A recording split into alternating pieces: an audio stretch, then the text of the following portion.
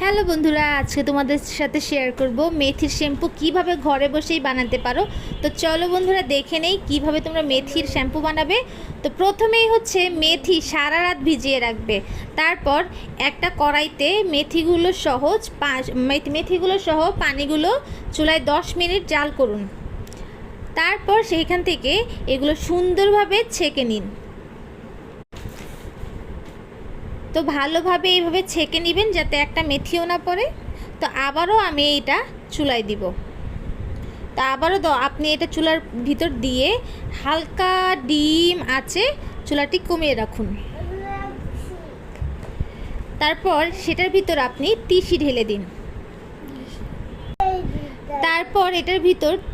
দিন। তো তিসিগুলো দেওয়ার পর আবারও আপনারা 10 মিনিটের মতো এটা 10 থেকে 15 মিনিটের মধ্যে এটা নামিয়ে ফেলবেন। তো আলতো আছে সুন্দরভাবে এটা নাড়তে থাকবেন, তাহলে সবগুলো উপকরণ একসাথে মিলে যাবে। তারপর আবারও ছেঁকে নিন।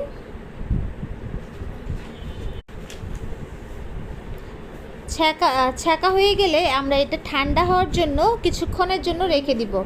ঠান্ডা হওয়ার পর 100 ml এর শ্যাম্পুর জন্য আমি 3 চামচ শ্যাম্পু বেস নিচ্ছি। গ্লিসারিন মিক্স করুন। তারপর আপনি এটি আপনার চুলে অ্যাপ্লাই করতে পারেন। তো আমার মেথি শ্যাম্পু কিন্তু তৈরি হয়ে গেছে। যারা চান তারা এইভাবে কিন্তু ব্যবহার করতে পারেন। 5-6 ঘন্টা পর এটা ইউজ করতে পারবেন। তো ভিডিওটি কেমন হচ্ছে অবশ্যই কমেন্ট বক্সে জানাবেন। ধন্যবাদ সবাইকে। এত বাইজা বাইজা কইলো।